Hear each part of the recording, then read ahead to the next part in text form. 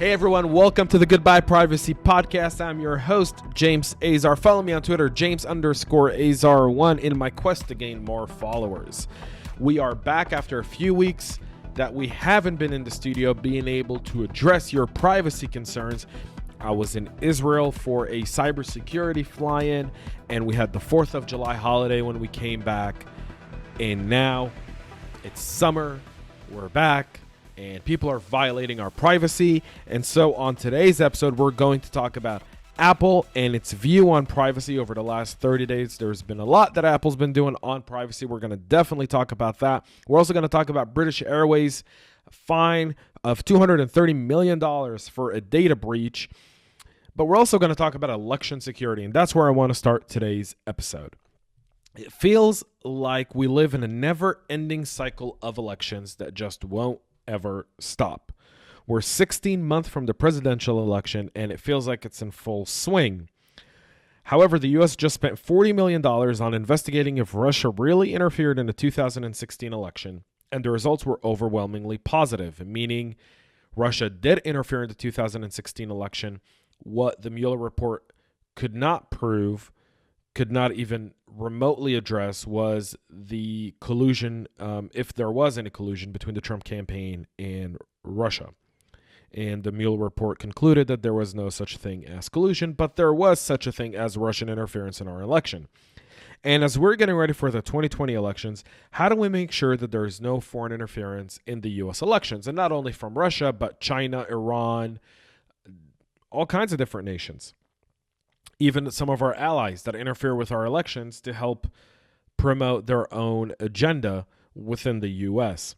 There's so many concerns on this issue, which I could dedicate an entire episode on, and it's something that we all must be educated on before this news cycle and this election cycle really picks up, heading before the primaries in February of 2020. Online platforms like YouTube, Facebook, and Twitter have been in the headlines for censoring pundits from the right and some from the left from its platform, and pretty much allowing online ire, let's say, for example, from leftists, like what Vox did to Steven Crowder when they doxed him to spread misinformation. The question is around regulation and the government's role in setting an even playing field, and this is where this discussion really gets complicated. Do we really want government regulating social media platforms or its content? It's a really slippery slope, since once the government writes a law to essentially regulate this could drastically change every time there's a different majority in Congress, until eventually our First Amendment right for freedom of speech absolutely disappears. We could argue, and I for one argue, that the free market will establish different contenders for these platforms where users who are unhappy will go to. Jordan Peterson's already in the process of doing something similar, since he's been kicked off several social media platforms, and I think that's only the very beginning of it. Our right for free speech and open market should be the leading source of our conversation. I personally don't trust that government can really handle this effectively or make any significant change with any teeth that will create a level playing field, since these companies are private and are entitled to do whatever they please. They also have lobbyists on the Hill promoting their agenda on this matter. I feel like any kind of law, once you start kind of trying to regulate something or put something together, and once lobbyists get involved and more money starts happening, you end up with a very watered down version of something. I'm going to dedicate a full episode to this as we get closer to the election and closer to the primaries next year. But I want to fuel this conversation and take it to Twitter, really kind of addressing what are some of the solutions, not around the problem, not around the injustices, but more about what is the ideal solution in our democracy. Our democracy was created when the idea of press was newspapers and barely any radio. And our democracy has evolved from radio and press to TV and now to the internet. And from the internet, originally it was papers going from paper to digital, and now it's social media, with anyone being able to create a website and a news story and so many other things. So we have to kind of look at this and be, how do we continue to have our democracy and our republic and our freedom of speech while still maintaining a free market and allowing people to really have the freedom of choice, including private businesses like Facebook, YouTube, Twitter, and others. And on the center side of it, which I feel like where probably 80% of our population resides, we haven't really had that open and honest dialogue. So I invite you all to join on Twitter under the hashtag Data Cartels, and let's get this conversation going. And now to today's episode, let's talk about Apple. But before we proceed, I want to invite you to join us on September 11th, 2019 in Atlanta, Georgia for the annual CyberHub Summit. Yours truly will be emceeing and headlining the summit this year. And it's an invitation-only summit, not open to the public, focused on helping cybersecurity practitioners and people who have a touch or dab in cybersecurity in their business to get a better understanding around it. This year's summit is designed to be around third-party supply chain risks and M&A risks that evolve from cybersecurity, that create cybersecurity risks for an organization, no different than how the Marriott breach really happened, and so many others that have been happened through man-in-the-middle attacks. So make sure you go to cyberhubsummit.com/James to apply to attend. Since this is not open to the public, this is a closed summit, you do have to apply, and you will be receiving an email with either a confirmation or letting you know why you aren't able to attend if you are a cybersecurity vendor. And you're listening to the show. While I appreciate your listening, CyberHub Summit only allows vendors to become innovation partners. So if you apply to attend, you will likely be declined. If you are a cybersecurity practitioner or someone who has a passion for cybersecurity and privacy, then you can apply at cyberhubsummit.com/James. Again, that's cyberhubsummit.com/James. cyberhubsummit.com/James to apply to attend this year's CyberHub Summit on September 11th at the Sweetwater Brewery. So if you love beer, you are going to want to be there. And now to today's main topic, Apple. Is it really for privacy? So Apple's one of the world's largest, most trusted brands. Me, as James, I personally only use Apple products. I have a MacBook Air, an iPad, and iPhones. I use nothing that is not Apple, and it's been that way now for the last about 12 years or so. But the question at large is Apple really for privacy? And on today's show, I'm going to explore that. So I've given you that I only use Apple products, so don't want to say I'm a bit biased, but I do prefer an Apple product over a Windows product. So let's start with this. Apple has an entire webpage and about 14 others that link to that webpage that talk about privacy on its website. That's apple.com/privacy. Very simple. By far the most I've seen in the years I've been doing this. I will say that they speak in keywords without much detail to help you better understand what they're really doing or what tools they are using. To counter that, I will say that I didn't expect to see how they do this on their website. I think that'd be really silly since it would be giving the bad guys the blueprint to how they operate. But I was hoping to find a bit more detail, and I'll be reaching out separately to their CISO or people in their privacy team for an interview on this matter in the coming months, and hope to get a little bit more information. But back to the Apple webpage, which is apple.com/privacy. It really starts off with this following statement, which I am going to read. At Apple, we believe privacy is a fundamental human right. And so much of your personal information you have a right to keep private, lives on your Apple devices. Your heart rate after a run, which news stories you read first, where you bought your last coffee, what websites you visit, who you call, email, or message. Every Apple product is designed from the ground up to protect that information and to empower you to choose what to share and with whom. We've proved time and time again that great experiences don't have to come at the expense of your privacy and security. Instead, they can support them. They continue to say, when we use data to create better experiences for you, we work hard to do it in a way that doesn't compromise your privacy. One example is our pioneering use of differential privacy, where we scramble your data and combine it with data of millions of others, so we see general pattern rather than specifics that could be traced back to you.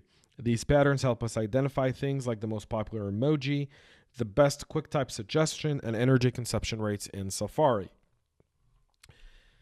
So, what makes Apple really different from the larger data cartels we speak about weekly on this podcast? For one, Apple doesn't really sell ads. Well, at least not the same way that Google and Facebook do. It sells us hardware, like a MacBook Pro, an iMac, an iPhone, or an iPad. And so it doesn't really have a lot of interest in our data outside of how we use their hardware so that they can better produce better hardware and better software in the future for how we use them. And they're also one of the world's richest companies without really having to sell data. So when you think of Facebook and Google, they really make most of their money off of selling our data. And I'm going to get to that in just a minute. So if Apple's all about hardware and devices and selling hardware and devices to us, they do say that they do collect some information. However, because they scramble the data, they say that they can't really specify one user behavior over another. They don't really kind of put us in a pattern, but rather they want to look at usage patterns rather than individual patterns. They also don't collect any personal information on Apple's private servers. All the information is stored in our devices, thus giving us complete control through the various privacy settings they have available on our devices, which is also very true. Most of our data is stored on our device. You can clear it. You can decide what you share, what you don't share. You can delete it and do so much more with it. This is one key difference between Apple and its key competitors like Google and Facebook, whose majority of their revenue relies on getting our data and selling it to advertisers because they're in the business of selling ads. Like Mark Zuckerberg famously said at a Senate hearing when he was asked to testify after the Cambridge Analytica breach was, how do you make your money? And he goes, Senator, we sell ads. Now, Apple has recently admitted to selling ads, but it's in a very small scale, and it's based on users' history in its new apps like the News apps and the App Store. And that's mostly what it uses us for. The company does admit that it freely collects information about what music we'll listen to, what movies and books and apps we download, which is aggregated and used to help Apple make recommendations. Apple says it doesn't share this information with any outside companies either, and notes that it doesn't know the identity of the user. What Apple won't do, at least for now, is make it easy for you to get your data so you can check out what exactly Apple has held onto. Facebook and Google do offer this service via download request that can take a few hours to generate. Then you get an email link to download it yourself, and you'd be shocked at what's in there. I did this for myself a few weeks ago as I was preparing for this episode. And one of the things I found is that they actually track and store every single image I've ever uploaded on their social media networks. Kind of worrisome for me personally. Some of this data I got last year. USA Today's Talking Tech segment from April of last year really kind of went into this. And we'll get into more of that in just a minute. But before, if you love listening to our Goodbye Privacy podcast, you have to understand we're self-funded. We don't want to compromise our principles, but you can help by supporting us on patreon.com/CyberHub Engage, where you can be generous in donating as little as $1 a month and supporting our podcast, or as much as $50 a month. It just depends on how rich you are, and helping us continue to provide you with this great content. Simply because of the way we cater our sponsorships to our potential sponsors, we don't want to compromise some of our driving principles of the podcast. And if so, you can go to patreon.com/CyberHub Engage to help support our podcast. Again, that's patreon.com/CyberHub Engage. And you can help us grow our content, our community, and support our show by getting more people to listen to it. So make sure you go to patreon.com/CyberHub Engage to support us and get a shout out on this very podcast. So just last month at the WWDC, Apple announced its iOS 13, which is changing the way app developers get our information, and it no longer requires us to use our social media accounts or email addresses to use an app that we download from the App Store. And this is how Apple is addressing privacy going forward. So in today's world, when you download an app, you either log in through your Facebook, Twitter, or email address. thus essentially giving Facebook, Twitter, LinkedIn, or Google more access to your data, because once you download the app, then they're essentially harvesting all the data you're using on their app and on similar apps or any app you use them to log in through, and thus nothing's really kept private anymore. So Apple, in an effort to really change that and putting together in the Tim Cook era at least a higher value on user privacy, understanding that users really do care about privacy and that Apple can make a play that Google and Facebook cannot make. So here's what Apple did. A new sign-in with Apple service is about to change the way iOS users access apps. Instead of handing over your email address to a developer or using a social account like Facebook or Google, you'll soon be able to sign into apps with your Apple ID. Tapping the Sign In with Apple button authenticates with either your Face ID or Touch ID, and the features creates a unique random ID that keeps the developer from accessing your personal data on your device. If the app developer asks for an email address, Sign In with Apple will also give you the option to generate a unique random email address that will keep your real email private, so you'll no longer get spammed or have your email addresses sold across various platforms or various apps. As we know, most app developers have multiple apps, and once you download one app, they'll start spamming you to download other apps on your platform. So sign in. So any email correspondence the app decides to send you will then get forwarded from that random email to your actual inbox that you have registered with Apple, including your iCloud mailbox, which I feel like is a great way of managing our privacy. Simply because whenever you download an app, it requires you to sign in to collect your information. You're giving them so much access. Here, Apple's really limiting. I can't imagine this is really popular with app developers, but let's continue. But doing your mobile computing on a Google-made operating system comes at a different cost, and this is what it comes with Android. What makes a sign-in with Apple such an appealing alternative to social logins is that it prevents companies like Google and Facebook from really tracking you, and I just spoke about that. Facebook and Google offer login services because it gives them access to valuable user data.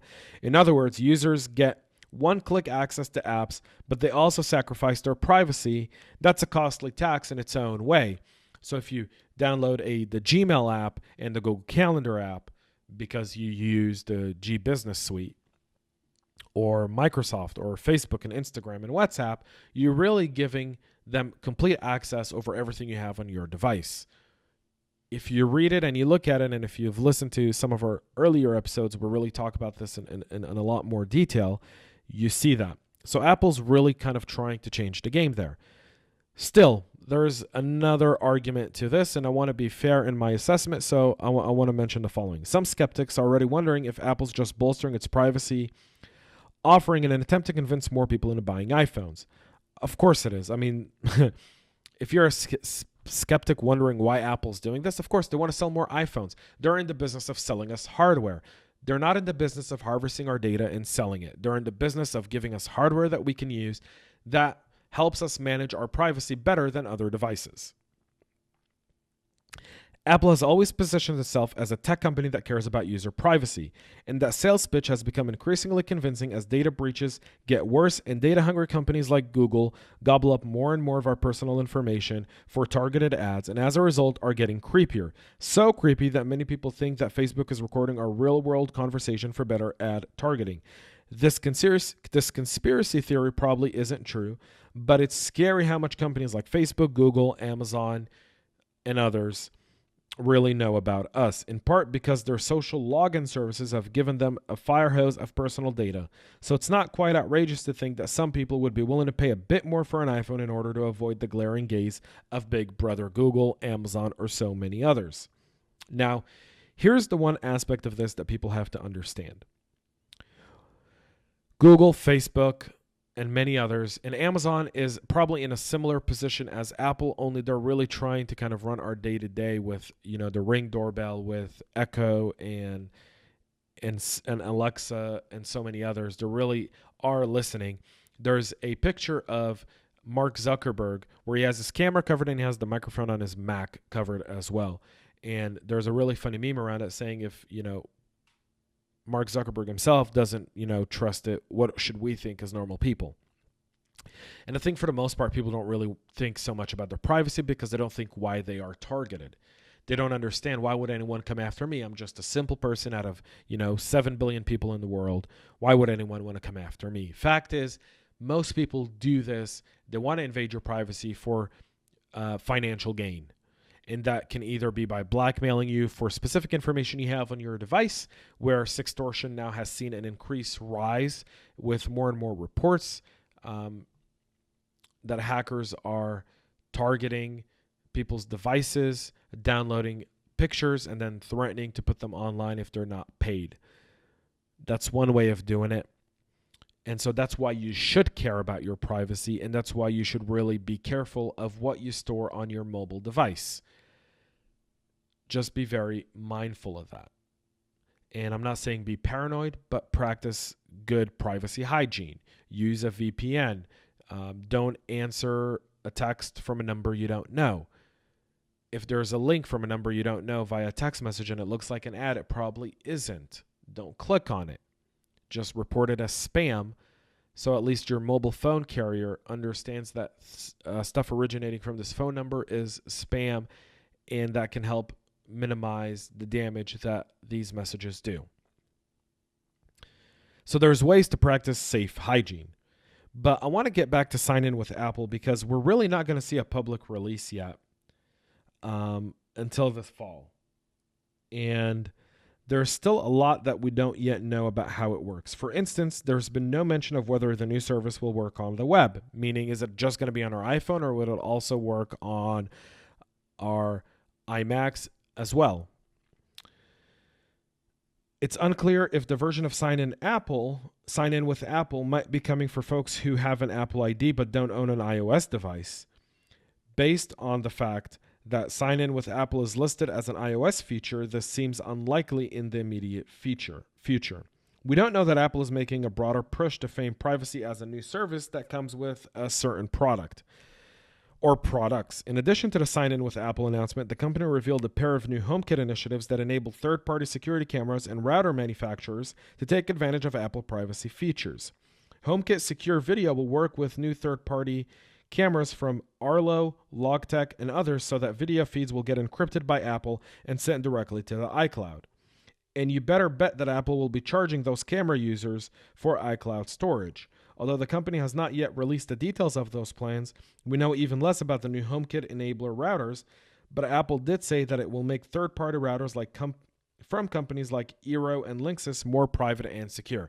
So Apple's really kind of going and taking a different route than Amazon in saying, we want to encrypt. We are going to require third-party companies to go through our process to make it more secure, and thus creating a user to be more reliant on Apple. It's a smart strategy by Apple because privacy with more IoT devices becoming readily available with very little or no security at all, Apple is essentially betting that if you trust Apple for privacy, then you'll buy products through Apple because they're going to offer you a bit more privacy and security. And Apple feels that people who care about that and the conscious public will probably spend more on it and invest in protecting the people around them as well. And that's probably going to prove to be a very, very good gamble for Apple. Privacy as a new service seems like a good idea. It's quite clear that companies with data businesses or an incentive to collect as much user data as possible have little interest in strong privacy protections. Just look at Amazon and the never-ending privacy nightmare that is Alexa as proof of this. As Tim Cook loves to say, Apple has no interest in selling user data, so it's doubling down on its commitment to privacy. The company is also doubling down on its commitment to selling iPhones, and yes, new services too. Apple didn't become a $1 trillion business by giving stuff away. And that's really important to understand about Apple here, folks. As I kind of sum up this specific segment, I will say the following. Apple has been and continues to be a leader in privacy, from encrypting iMessage messages to what happened with the San Bernardino shooting suspects when the FBI asked Apple to unencrypt the phone and Apple refused to do it.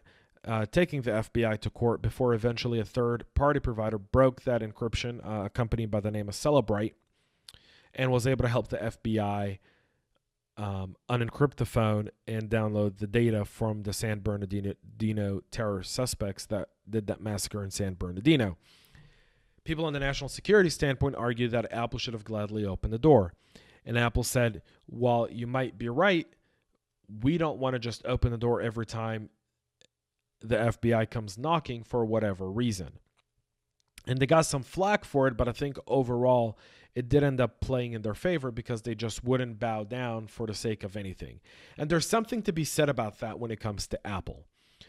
It's known that Google, Facebook, Amazon, and others do heavily cooperate with law enforcement, and there's nothing wrong with that. If it's for the sake of national security, it's hard for me to argue that they shouldn't do so. I think there should be more transparency in this with the public, and it doesn't have to be real-time transparency, but it should be post-time transparency. 3 years down the road, we should be able to see a report from 3 years before of what these social media platforms shared with law enforcement, just for the sake of having that level of transparency. It may not need be names, but it could be something along those lines. I know Facebook did something very similar a while ago, and different Freedom of Information Acts get stuck for requests by the press, get stuck for years and years and years in bureaucratic courts, and that becomes an issue and a challenge. So Apple does have some sort of precedent in defending user privacy. The fact is, because they're a hardware company and not really a software company, they're not giving us a free service. Anything that you use with Apple, they charge you money for. So they're really more driven off their volume, and privacy seems like a great way to get more volume, more people buying Apple products. The question is, as Apple becomes more privacy conscious, is it going to compromise at some point? They did start selling some ads because of some of the new apps they did, including, the App Store, where they've always sold a bit of ads targeting you based on the other apps you download, which I believe is fine, because if you're buying one app, you're likely want to see similar apps to it. It's different from, cookies that you see on Facebook and Amazon and Google that are really invasive. On the other end, with their new news app, they're really targeting you based on different articles you read. They're selling, and really ads makes a very, very small part of the revenue for Apple. The question is, if the revenue drop further, will there be more pressure for them to start really harvesting data and selling it for ad money to make that gap? And that remains to be seen, and that's a very, very valid question that we wait and see what Apple will do on this aspect. It has to be said, and it has to be argued, that overall Apple devices are not only cooler, Apple seems to be more of a Mercedes-Benz, while Samsung seems to be more of a BMW. And I say that, and I compare it because BMW is always the first to roll something out that always malfunction, breaks, like the Samsung foldable phone, which made a bunch of hype. Then it came out and it was an absolute flop, and you don't hear about it anymore. It's disappeared. But Samsung wanted to be the first. They wanted to plant the flag. Only they rushed to create a product without properly testing it, vetting it, and it ended up crashing and burning. Apple, on the other hand, is like Mercedes-Benz. They watch what BMW is doing. They go, we're going to give it another year or two to test it, perfect it, and when we launch it, it's got to be perfect. And that seems to be the Apple model since the competition in the smartphone era has increased. People always complain whenever they launch a new iPhone that, Samsung has a better product, or Android has developed a better phone with more features and it does all these cool things. Right, but these things always have a security vulnerability, or they tend to break, or they tend to malfunction, or they don't really tend to do everything they're hyped up to be. And then when Apple releases a product, for the most part, pending, and I put an asterisk here because they've had some screw ups in the past, but for the most part, it works as advertised, and it works really, really well, and people do really enjoy it. And you look at the churn number of Apple users to Android users, Apple is by far has a higher retention rate than Android devices do. And that's also evident when you look at any Apple store you walk into. There's always people inside every hour of the day. There's always people working. It's always busy. People are in there either to get their devices fixed, look at new devices, whether it be a new Apple Watch or an iPad or an iPhone, around year round. So Apple has obviously really well positioned itself in this on this battle, and they're prized to be a company that really cares about your privacy, and they're going to build it in their hardware. Do I see Apple going into the cyber business and the difference between cyber and privacy? And we'll have to do an episode here on Goodbye Privacy, kind of trying to explain the difference between cybersecurity and privacy. People tend to intertwine the two, but they're really not the same. There's an element of cybersecurity in privacy, and there's an element of privacy in cybersecurity, but they're not really one of the same. And that's why most companies have a chief information security officer, and then they have a chief privacy officer, because there's a conflict between cybersecurity and privacy, and there needs to kind of be a representation of both ends. And we'll do that at a later episode. And if you want to have a conversation about that, again, you can tweet at me, James_Azar1 on Twitter with the hashtag data cartels with your questions, and we can go through this all day and all night. I'll be happy to kind of explain the difference. Apple is on the verge of doing something extremely revolutionary, and it's going to be great. Interested to see how the iOS 13 will come out this fall. We're in July. It's supposed to be released sometime around the time of September, October. When it does, I'll download it, and we will do a follow-up on iOS 13 and this privacy as a the single sign-on with Apple, and I'll review it on our show, and we'll talk about it. Maybe we'll bring in a panel of different people and kind of make a discussion out of it. Finally, let's go to British Airways GDPR fine. But before we do that, I've invited you guys to join us on September 11th for CyberHub Summit in Atlanta, Georgia, where I will be emceeing the event.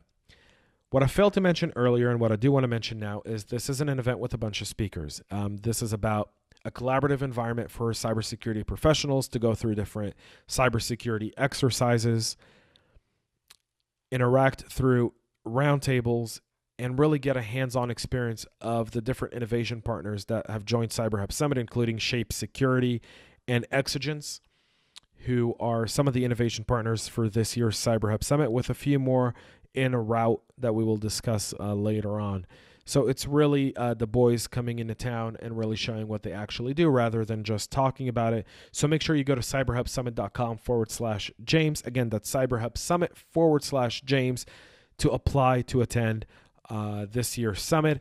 It's not a full day event. It starts around lunchtime and goes into the evening with a great dinner at the Sweetwater Brewery. So if you love beer like I do, and those who don't know, in our studio here, Micah can attest to this, we have a lot of beer in the fridge. A lot of Sweetwater beer in the fridge too.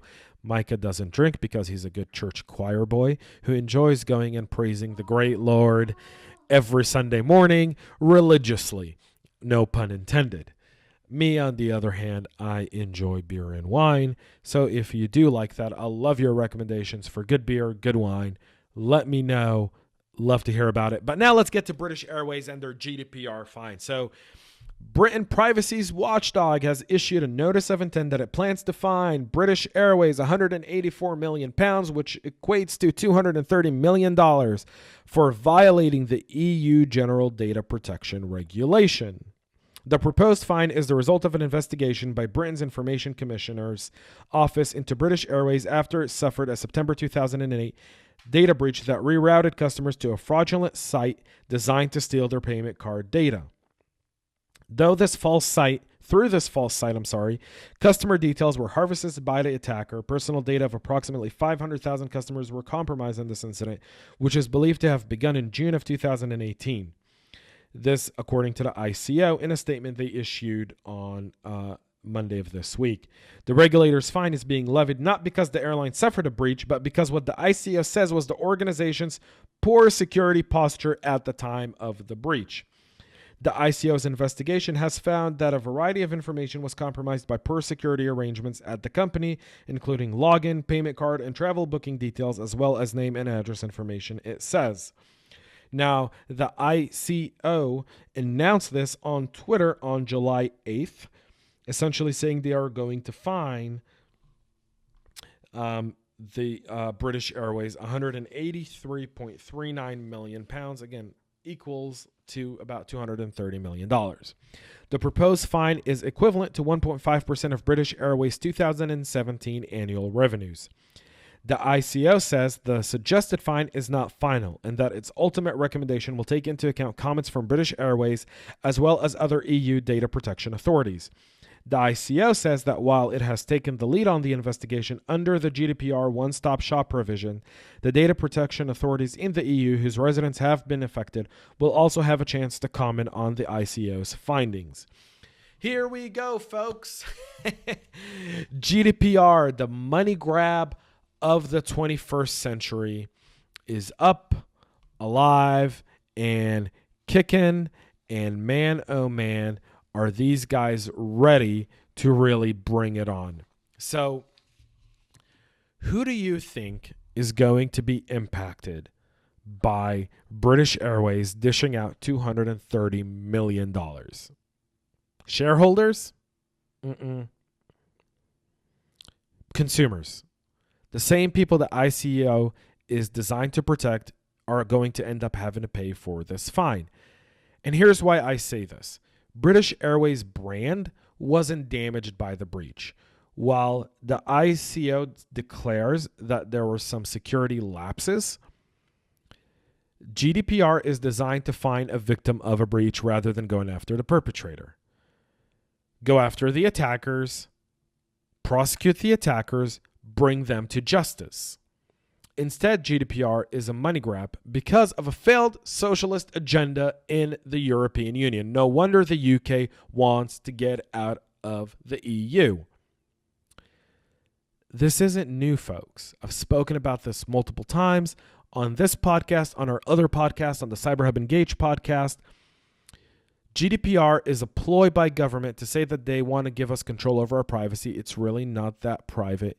People are still allowed to collect information. We just have to consent. We have the right to be forgotten. But once we engage them again, then that right to be forgotten goes away. If we complain, then we've got someone that's advocating for us. But technically, at the end of the day, this is a government money grab to go after companies who are victims of crime. British Airways wasn't openly selling 500,000 people's credit card information.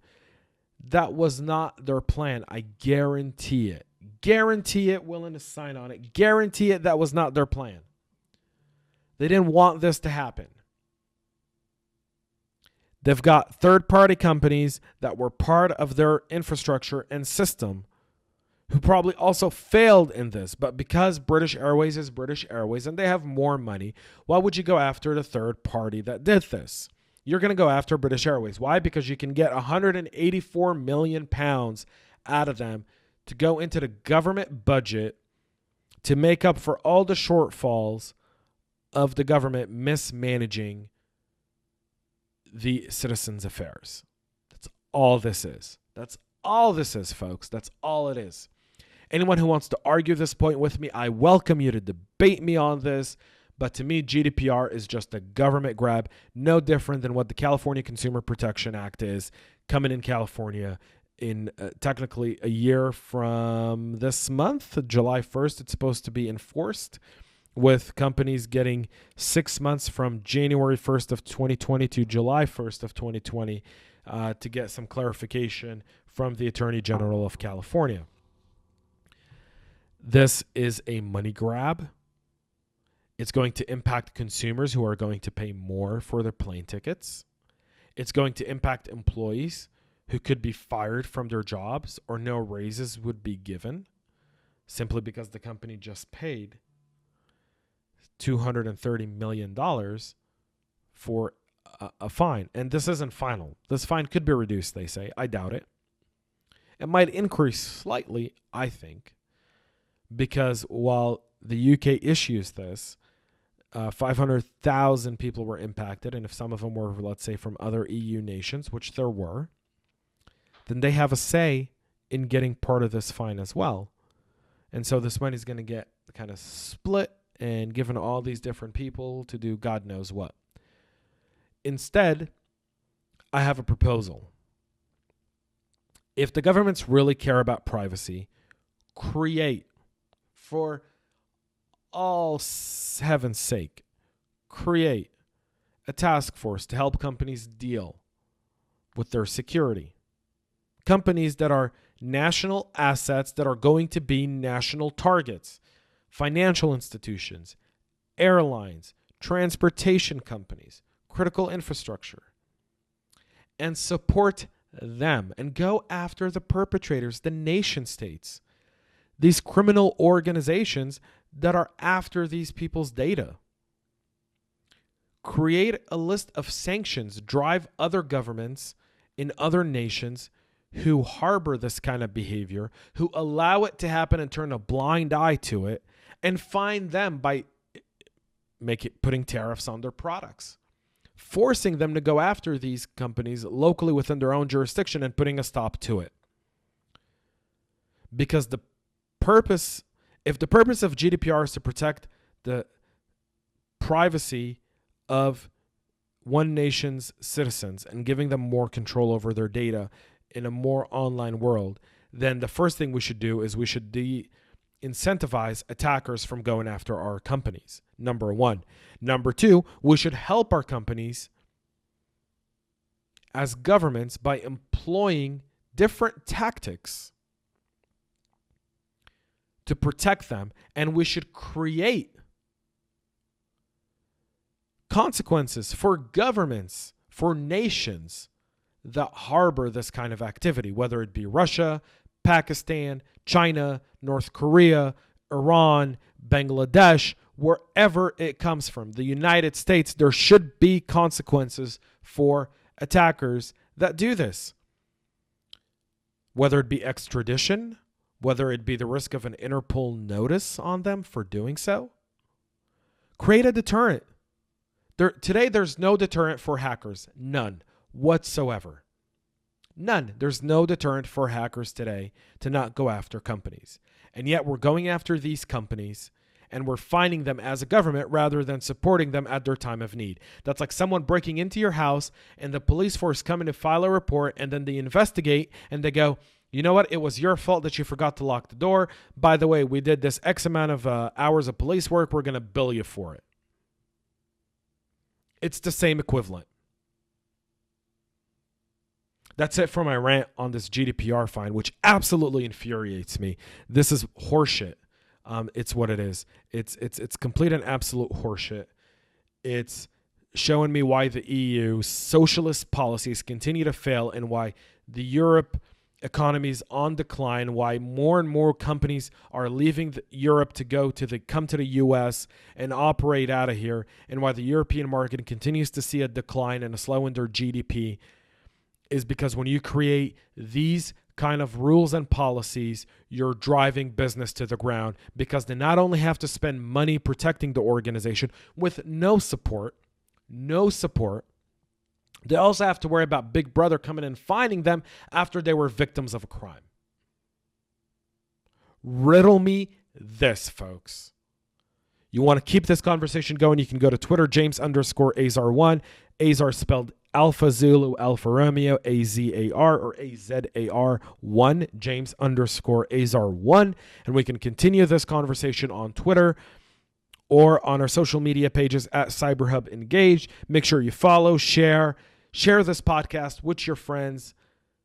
Let them know what we are doing here. My name is James Azar. Thanks for listening to the Goodbye Privacy podcast. Next week, we're going to be talking about Google, the empire of information. That's it for this week's episode. We'll be back with more. Thanks for listening. We're out.